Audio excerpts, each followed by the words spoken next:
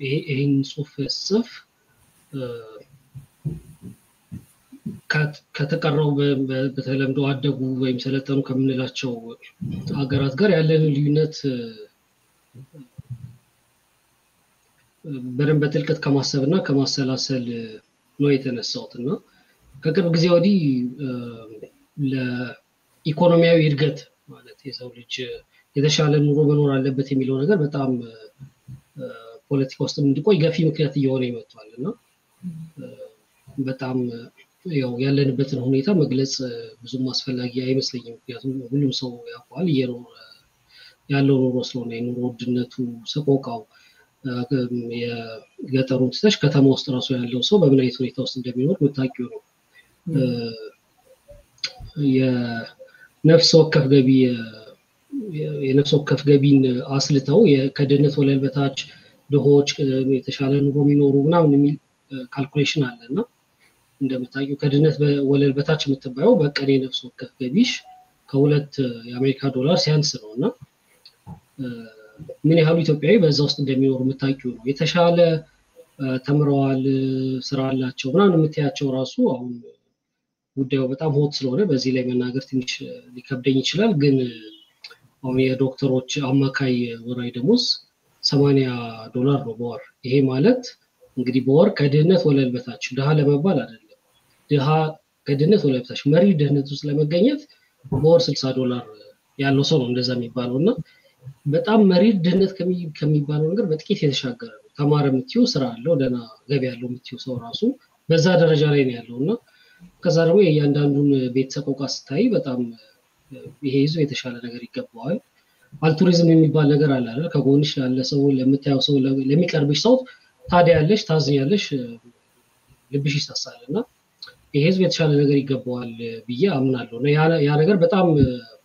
እየገፋኝ ነው ወደዚህ ጽሁፍ ሄድኩትና ለምንድን ነው እንደዛ መሆን ያልቻለው ምንድነው የያዘ ነገር ከቻይና ጋር ማነጻጸር የፈለኩት ቻይና ያው በጣም ታምራዊ የሚባል እድገት ነው በ50 ዓመት ውስጥ ያስመዘገበችው ከ50 ዓመት በፊት ከኛ በታች ነበር ልክ የዛሬ 50 ዓመት ላይ ብንሄድ ቻይና ከኢትዮጵያ በታች ነበር የነፍስ ወከፍ ገቢ የዜጎቿ 80% አካባቢ ህዝቧ አግራሪያን ነበር አርሶ አደር ነበር ይሄ አሁን የምናየው ቴክኖሎጂ ምናምን የምንለው ነገር አልነበረም በዛ ላይ በጣም ከደም አፋሳሽ ጦርነቶች በተለይ በማወቅ ጊዜ ከዛ ውስጥ ነው እንግዲህ እንትን ያለችውና በዛ ማብቂያ ላይ 1971 በእኛ ቻይና ከኢትዮጵያ በታች ነበር የነፍስ ወከፍ የዜጎቿ የነፍስ ወከፍ ገቢና በምን ያህል በ50 ዓመት ውስጥ እንዴት መቀየር ቻለች ምንድነው ኛ የጎደለ ነገር የሚለውን ሳስብ ነው ይሄን ጽሁፍ እንድጽፍ ምክንያት የሆነኝና ከእድገት ጋር በተያያዘ ከአጀንዳ እንዳልወጣብሽ ሁለት አይነት ዋና ቲዮሪዎች አሉ አንደኛው ንድፈ ሐሳብ ምንድነው የሚለው መጀመሪያ ጉድ ገቨርናንስ ይቀርማል መልካም አስተዳደር ይቀርማል እድገትን የሚያመጣው መልካም አስተዳደር ነው የሚል አሁን ኖቤል ያሸነፉት ማሲሞ ብሉ ማለት የነሱ ወደፊት እንትን የሚሉት ቲዮሪ ወርልድ ባንክ እና IMF ምናምን የሚገፉት ቲዮሪ ጉድ ገቨርናንስ ነው መጀመሪያ መቅረብ ያለበት ከዛ ጉድ ገቨርናንስ ሲኖር ግሮዝን ይዞ ይመጣል በተቃራኒው ደግሞ ግሮዝ ራሱ አስፈላጊ ነው ጉድ ገቨርናንስ እንዲኖር ራሱ የተሻለ ቢሮክራሲ ያስፈልጋል የተሻለ ቢሮክራሲ እንዲኖር የተማረ ህዝብ ያስፈልጋል የተማረ ህዝብ እንዲኖር ደግሞ የሆነ ኢኮኖሚ ካፒታል ያስፈልጋል ትንሽ መነሻና መጀመሪያ ግሮዝ ይቀርማል ስለዚህ እነዚህ ያላደጉ ሀገሮች ላይ ገንዘብ ፓምፕ አድርገን ምናምን በእርዳታም በኤድም በምንም ገንዘብ አስገብተን የተወሰነ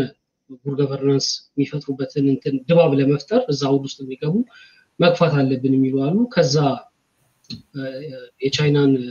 እድገት ደግሞ ያጠኑ ሰዎች ቻይና ሁለቱንም ጎን ለጎን ነው ያስኬደችው በዚህ በኩል ባላት ትንሽ የመልካም አስተዳደር እድገት ያመጣች እድገቱ በሚፈጥረው ነገር ደግሞ መልሳ የመልካም አስተዳደሩ ሪኢንፎርስ ያርገች ያጠናከረች በደረሰችው የሚል አርጊውመንት አለና ያንን እዛ ላይ ነው አብያርኩ ያለ እኛ የቱ ጋር ነን የሚለውን እንዳስባለሁ አሁን ስለ መልካም አስተዳደር ስለ ቢሮክራሲው ኳሊቲ ጥራት ምናምን ከመነጋገራችን በፊት መጀመሪያ በአገረ መንግስቱ በስቴቱ ላይ ራሱ ስምምነት የለም ስቴቱ ምን አይነት ነው ያለበት የኔ ስቴት ነው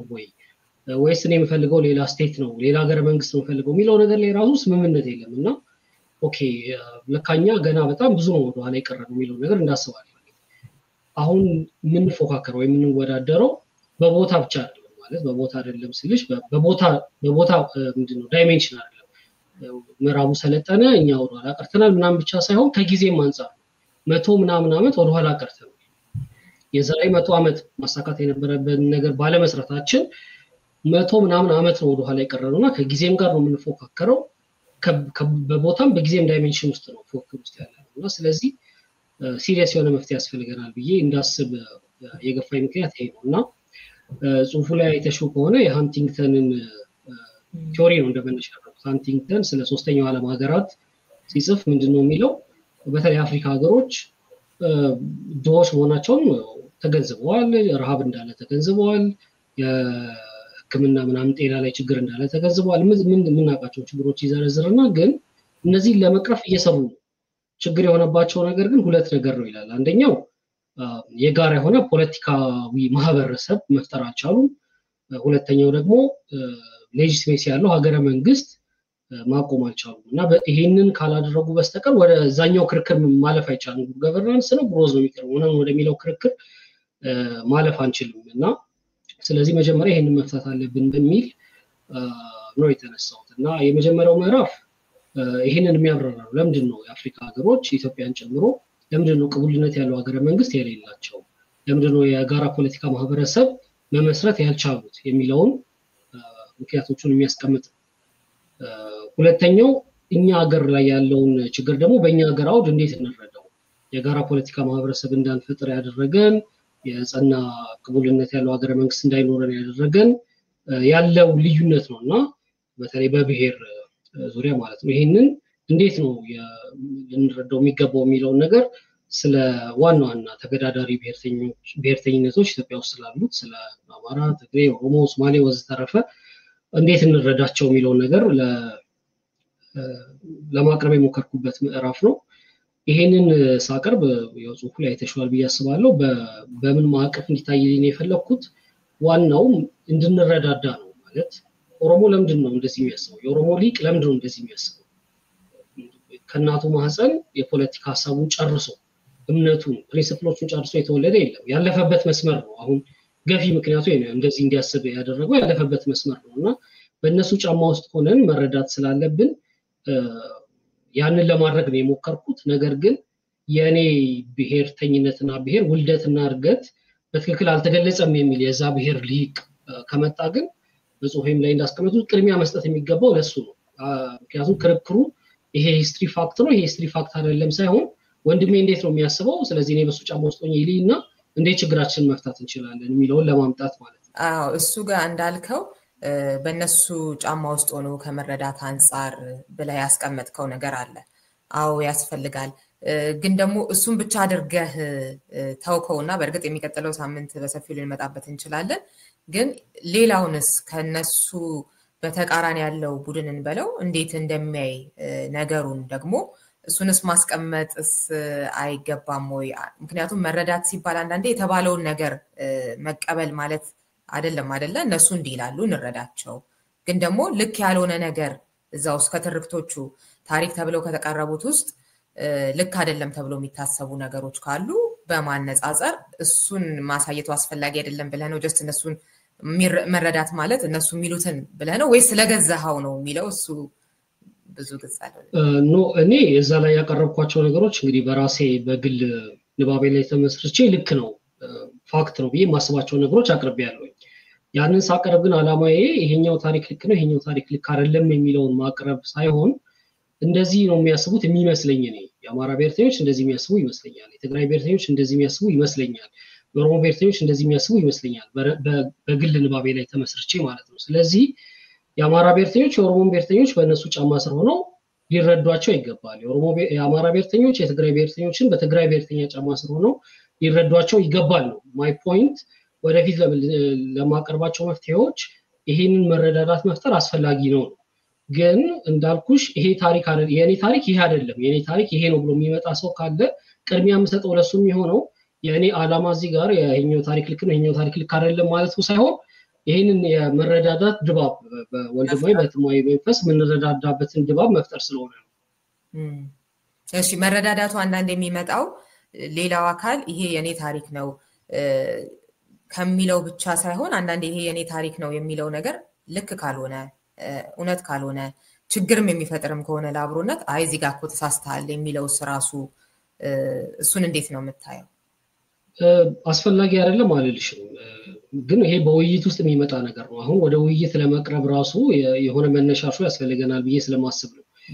ብሔርተኝነትን እንዴት መሰለሽ ማለት ናሽናሊዝም በጣም ሁሉ ጊዜ ሎጂካል እና ሪዝነብል ነገር አይደለም ማለት። አሁን ዓለም ላይ ብዙ ሃይማኖቶች አሉ፣ ሀገራችን ላይ ብዙ ሃይማኖቶች አሉ። እስልምና አለ፣ ክርስትና ውስጥ ብዙ አይነት ሴክቶች አሉ፣ ብዙ አይነት ሃይማኖቶች አሉ ሀገራችን ውስጥና ተቻችለሽ የምትኖሪው ስለምትረጂ ነው። ኦኬ ሙስሊሞች እንደዚህ ብለው ነው የሚያምኑት። ኦኬ ልክ ላይሆን ይችላል፣ ልክ ሊሆን ይችላል፣ ግን ምን ብለው እንደሚያምኑ ታውቂያለሽ። ስለዚህ እንዴት እንደሚያስቡ ምን ድርጊታቸውን ምን የጀርባ ሐሳብ እንደሚገፋው ታውቂያለሽ። ሙስሊሞችም በተመሳሳይ መልኩ ክርስቲያኖች ምን እንደሚያምኑ ያውቃሉ። ስለዚህ ከጀርባ ሐሳባቸው ድርጊታቸው የሚገፋው ሐሳብ ምን እንደሆነ ያውቃሉና ያንን አይነት ድባብ መፍጠር ነው። በእርግጥ አንዱ ትክክል ላይሆን ይችላል፣ ግን የኔ ፖይንት እዚህ ጋር የኛው ትክክል ማለት አይደለም ነው። እሺ እንቀጥል። ሶስተኛው ምዕራፍ እንግዲህ የዓለም ላይ ያሉትን መፍትሄዎች የተሞከሩ እስካሁን ተሞክሮች የቃኘውበት ምዕራፍ ነው። የመጀመሪያ ላይ ናሽናል ዲያሎግ ነው አይቻለው፣ ከዛ ኤሊት ባርጌን አይቻለው፣ ከዛ ይሄ ኢንስቲትዩሽናል ዲዛይን የምንላቸው ነገሮች ህገ መንግስትን ጨምሮ እነሱን መዋቅራዊ ማሻሻያ ወይ ማስተካከል ወይ መዋቅራዊ ንድፍ የምንላቸው ነገሮች ለማየት ሞክሬያለሁኝ። ከዛ እኔ የተሻለ ነው ብዬ የማስበው ነገር ፕሮፖዝ ያደረኩበት ምዕራፍ ነው። አራተኛው ምዕራፍ እነዚህ ነገሮች በአንድም ሆነ በሌላ መንገድ ቢሳኩ ያቀረብኳቸው የመፍትሄ ሐሳቦች ቢሳኩና በኢትዮጵያ አንዳች ለውጥ ቢመጣ ያንን ለውጥ አስጠብቆ ለማስቀጠል ምን ማድረግ ያስፈልጋል፣ እንደገና ደግሞ እነዚህ ያልኳቸው ለውጦች ባይመጡ ያንን ለውጥ ለማምጣት ምን ማድረግ ያስፈልጋል የሚለውን ነገር ለሚለው መፍትሄ ነው ያሰብኩትን ሐሳብ ያቀረብኩበት ነው። ያም አዲስ የፖለቲካ ፓርቲ ሀገር አቀፍ ህብረ ብሔራዊ የሆነ የፖለቲካ ፓርቲ ያስፈልጋል የሚል ቫንጋርድ የሆነ ፓርቲ ያስፈልጋል የሚል አርጊውመንት ያቀረብኩበት ምዕራፍ ነው። የመጨረሻው ምዕራፍ ባጭሩ ይሄንን ይመስላል።